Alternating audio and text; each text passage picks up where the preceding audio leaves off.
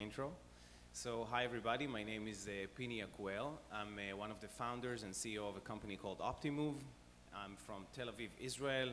This is where we're based, and what we do as a company is generally helping businesses, online businesses, to increase the lifetime value of their customers. We do that by marrying data science with a lot of automation capabilities. So get to know your players better with the data, and then fire specific personal campaigns to retain them and make them more loyal and address their individuality. So this is us as a company, and generally we're fortunate enough to see the data of many types of businesses, both in the real money space and the social space. We work with the likes of 888, Beer and Party, and in the social space, Playtika, Dragon Play, SGN, Win, a few of those businesses. So we have quite an interesting sample of the two verticals, and this is why we've actually created this research that I'm going to show you today and share with you, which actually looks at the differences between online casino gamblers and social gaming players, but both in casino game types. So let's get started. Generally, so if you look at the two verticals, so you can say that social games have the reach while online gambling has the money. And just to say that a few years ago when social casino games just started, it was actually quite a surprise to see that casino game players will pay even though they don't have the possibility of winning. This was like kind of astonishing fact that we all learned, and today it looks kind of obvious, but it wasn't obvious to begin with. But still, despite that fact, if you look at the social space, there's a lot of hype and a lot of talk and a lot of players, but still in terms of money, you don't find too many companies doing great numbers, unlike the real money industry where you have a lot of companies turning good numbers. So this is kind of the difference, but on the other hand, the real money gaming industry, they have a lot to learn in terms of gamification, the social aspect, and things like that that create the main differences. So before I dive into the numbers, let's talk about player differences. So we have the demographic data, which is country, age, and gender. And this data is kind of messy. We weren't able to get it very accurate always, but a few things to say despite that. So in terms of geography, obviously in the social space, you see the US very dominant, where you don't see the US that much in the real money because it was, it's still kind of not legal in the States. It's starting to be legalized now in Jersey and Nevada. So you see a lot of, the main demographic difference in terms of geo is that you see a lot of US players in the social space where you don't see them in real money. In terms of gender, usually there's a kind of rule that you have the 70-30%, and it gets flipped according to how, let's say, soft the game is. So if you go to the side of bingo games and very soft games, scratch cards, things like that, you'll see 70-30 favoring women. And if you go to the harder games like blackjack and casino and roulette, you see basically 70-30 towards men. And I think that in the social, it also keeps this type of proportion. I mean, it's also a data that's kind of hard to reach. So these are partially my assumptions. And in terms of age, it's also very rough to get, but we see the kind of 40 average of age in both verticals. Let's start to talk about the main differences. So one big difference is that social players are much more engaged. They are very engaged with the game, and I can prove it with the three main stats. So first of all, at the top, if you look at very active players, in social, they play every 2 days, and in real money, they play every 4 days. So it's like double the frequency in social games. They're very much engaged. If you look at the percentage of players, there's a phrase called OTD, one-time depositor, or one-time payer. So in social, the one-time depositors, even after they stop depositing and actually no longer pay, they keep on playing for fun. So it's 60% of them do that, whereas in gaming sites, it's only 7%. So it's 9 times more engaged in terms of the keep on playing for fun. And in terms of survival rate, so who remains active if you recruit a portion of players, let's say if you get 100 players, so in the social space, 50% of them will keep on being active after 6 months, whereas in the real money gaming, only 8% will still be active after 6 months. So we understand that they are much more engaged, and the question is why. So from our perspective, it's a few things. So first of all, they're more engaged because the, the, the platform itself, let's talk about Facebook for a second. Of course, in mobile, it's kind of different, but the platform itself kind of induces you to interact with it. Sometimes you don't have the intent of playing, you just go live on Facebook, but then you see the ads, you see your friends, you see the viral activity going on, and you'll start playing, you'll be more engaged. Whereas in gaming sites, you need to go with the intention of playing right now, you need to go to the specific site of the game to play. So the platform itself plays a big role in the engagement. Also, talking about the platform, the fact that it's social, you need communities. And on Facebook, it's very easy to create those communities, those user groups, those player groups, whereas in real money gaming, the operator itself needs to cater for that and create those systems and develop them by himself, localize them sometimes, whereas on Facebook, you get those kind of for free. So it's another aspect of the interaction. And another thing that's super important is the motivation to play.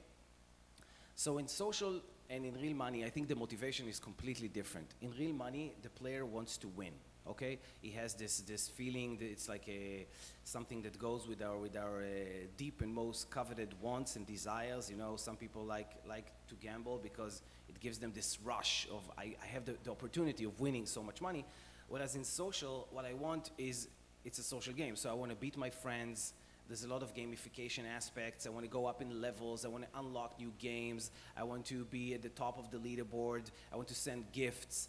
I want to do all those things, which this is where my motivation is coming from. And yes, I also like a slots game because when the wheel's turning, there's something happening with my brain and dopamine and all of the research, you know.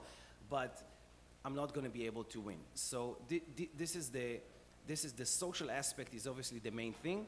And just to prove it from another angle, if you look at players that have more than 100 friends, their lifetime value is 50% higher than players who are less social, which is obvious because if I have a lot of friends, I'm going to be more engaged. I'm going to play some more. The competitive aspect will be stronger. And by saying that, we should also talk about fun players because in social, the size of the database of those non-paying customers is huge, right? It's very important for the social ecosystem because these players actually contribute and catalyze the competitive aspect. So I may have a friend who's not paying, but I want to beat him, so I want to open and unlock the next game, so I'm going to pay and become a paying customer. Whereas in real money gaming, this database is kind of something that we try to convert. We know that if after 1 week we're not successful, we're probably not going to be successful, but it doesn't play a substantial role where it does here in the social thing. So let's talk about conversion. This is also very strongly different. In social, we see around 2% conversion from fun to paying, whereas in real money, we see almost 20%, 18%, which is 9 times higher. So again, the reason for that is mainly because probably in real money gaming, the player goes to the website with a certain intent of he likes to gamble, he likes to play casino games, he goes with a certain intent, maybe he searched for a real money casino, whereas in social, it might be circumstantial. I'm on the website, I'm on Facebook, I see one of my friends did something, downloaded this game, and I'm going to start playing myself. So we see 2% conversion versus 18. However, if we look at the size of the database of the paying customers,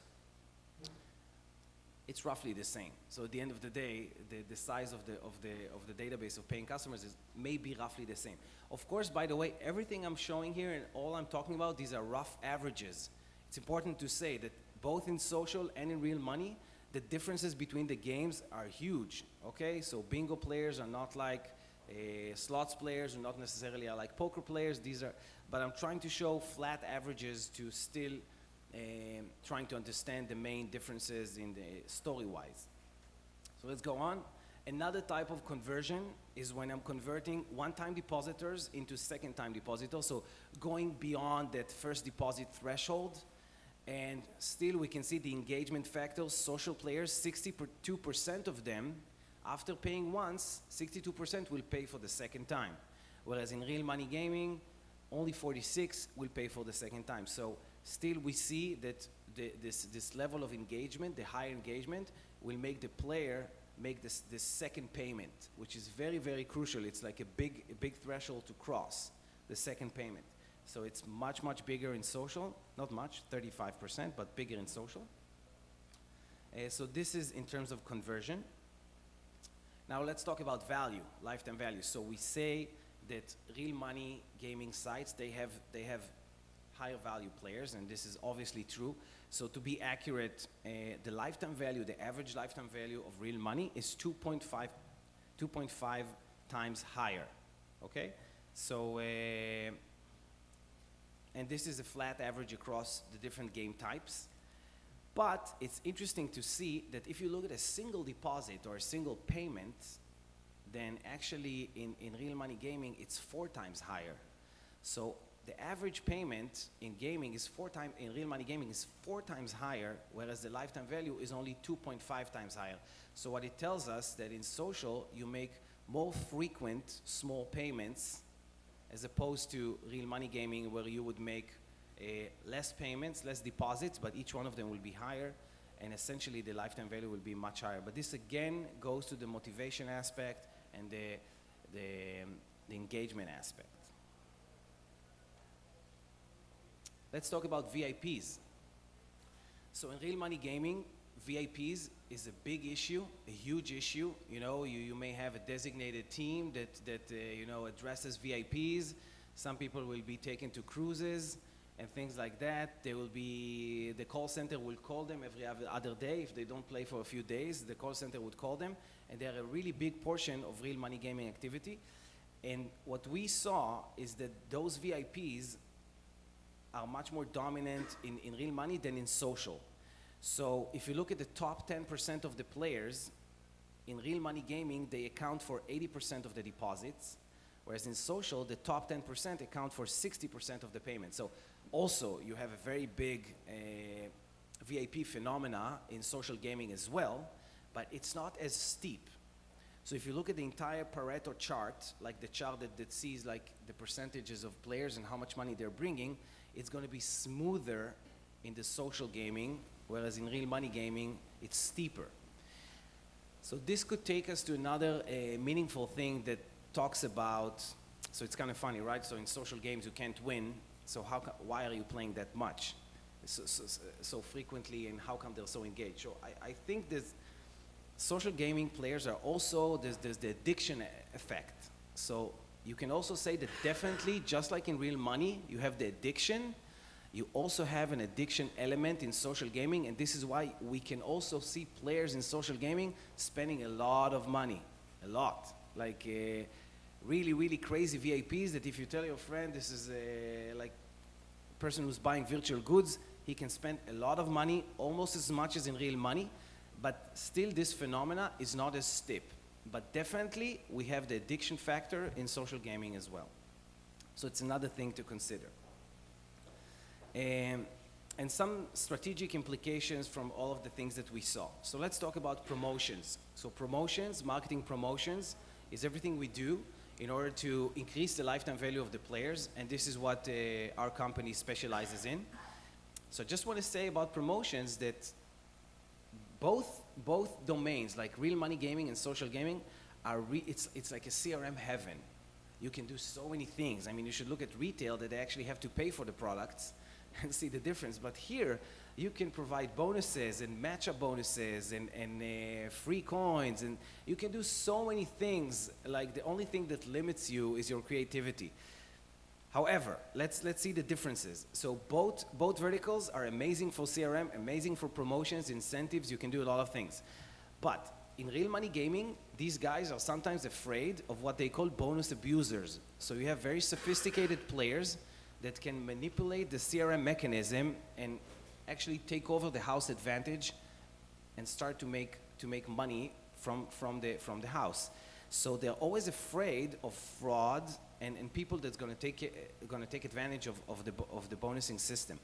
In social gaming, you don't have that because the player cannot withdraw the money.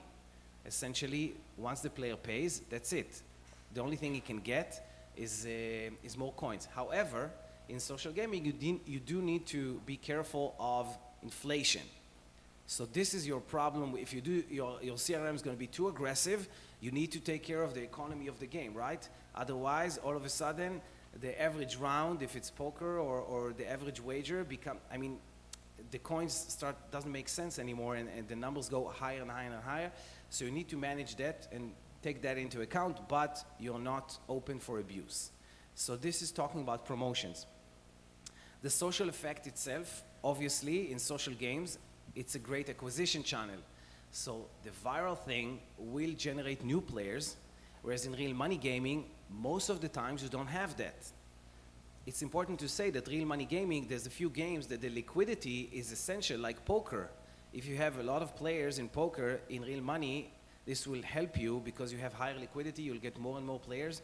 So it's also very important. Also, bingo is a very social game, right? You need the chat to be very vibrant. You need the players to be interacted with one another. So it's also a social game. But these games don't have the same type of platform like the social networks, like Facebook and things like that. So we do see a higher, obviously, a much bigger element of social. And this is probably what the real money gaming sites are envious of, is this social element. And the next point is gamification. So because you have this social element, you can walk with the leaderboards, you can try to beat your friends, you can have a bonus every 4 hours just for logging into the site, and we all know that we have some friends with Candy Crush, so I have a friend who cheats like the watch in the computer just to get the extra bonus. So, I mean, imagine how gamified he is if he actually messes up with the time of the computer to get another bonus. So, in social gaming, the gamification is a huge thing. It helps the promotions and the CRM, and it empowers the social impact. So generally speaking, that's it from my point of view. I try to provide a few interesting metrics to allow you to understand, the differences. A lot of it is kind of straightforward, but at least we have some numbers now to cling on to.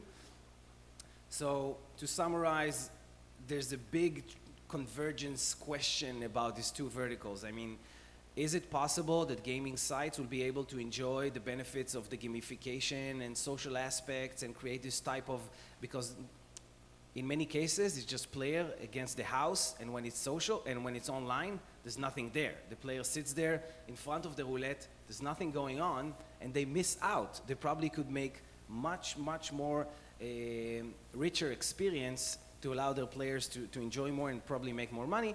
And for the social games, how will they monetize in a better way? So thanks a lot, guys. This was me, Pini from Optimove. Enjoy the rest of the day. Thank you.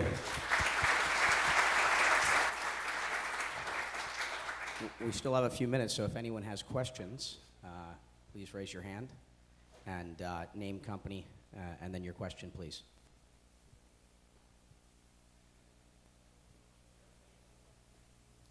Hi, Aaron Sherman, Williams Interactive. You were talking about LTVs, 2.5 times higher in real money gaming. Is that just factoring, you just looking at deposits on that, or is that after return to player? That's a good question. So you're talking about like if it's a net gaming revenue or gross gaming revenue? So it's still this figure is kind of harsh to, the main point is that the average deposit in social is lower, but then it catches up on the frequency. I think if you look at the 4x we look at real money, we look at net, and in social, we look at also, we reduce the Facebook cut of the 30%. So it's kind of the same. But it's still very different. It's very different. Casino games is like 5 times higher lifetime value than bingo, so it's very different. Flat averages. Also, I don't want to disclose any information of my clients, so I need to use flat averages, but essentially, yeah, it's net. Cheers. Other questions? Are any of your clients live with real money operations on Facebook today? I do work with Bewin Party, and they have a live Facebook operation in the UK, I think, with real money. But I think the real money on Facebook is still kind of somewhere very virgin-ish. it's not really happening yet. I do work with Win, which they are owned by Beer and Party as well. So it's like, I think it's happening, but it's still premature to determine. Yeah, in your calculation of lifetime value, what did you have for the lifetime value of the social games? Like, what typical lifetime value were you seeing? So you see, I would say just roughly, you see anywhere between probably $40, $50 For a social game? to $250. Yeah, because the reports from like the financial reports from Zynga and other companies show like lifetime values of the typical download of like $3, $2 of published stuff. You're talking about paying players, right? Right. I'm talking only about paying. Exactly. It's a good distinction to make. If you're not paying, I think zero. that's why I'm questioning your ratio of real money versus social gaming lifetime values. If you take all players, I think the ratio is much different. Right, but I think it's misleading because if always, like as a rule, if you do averages and you have a big chunk of zeros, get rid of them. I know, but then you're still paying $2.50 or $3 for an acquisition. Right, so you see it here. You see it with the combination of basically the 2% versus 18 and the value. But I like to look at two clear stats than once, like you're saying, $2, $3 when it's 98% zeros. I don't Right. I Yeah, mean, of course. so look at two stats, the conversion with 2 versus 18, and then the So lifetime. what is the cost of acquisition for a paying social gamer, The cost of acquisition for a paying player? for paying players. So we are actually, in terms of marketing, we're the other side of the river, retention. So acquisition for me, it's something I don't know that much about, but I would say that usually like in real money gaming, they pay probably, if they do rev share with the affiliate or the media source, so they pay between 25 to 33% of the lifetime value of the player. So if the lifetime value is paying player, right? If it's $1,000, so they would pay around $300, $350 per player. So Thank you. they try to work on the. Thank you for clarifying that, because it was weird compared to the data. Yeah. Any other questions? What about, do you have any clients in New Jersey? Yeah, Caesars. And is there anything that you're comfortable sharing broadly about the market and how that market is I think it's opening? I think it's. I would just say it's a. I think it's a good market. I'm definitely interested in these new platforms as they open up, and Yeah, you know, I think it's a good. what is Facebook going to eventually be from a real money gaming perspective, and how are these first markets, New Jersey being the most important in the U.S., looking as they open? So it's obviously U.S. players, they like to play, and there's a lot of regulatory issues. So like in Jersey, like every campaign you want to send, you need to approve the creative, like beforehand. So there's a lot of regulatory issues, but essentially it looks like a good market. And other than that, I'm less comfortable of sharing, but it is interesting. Any last question? Well, thank you again for your presentation.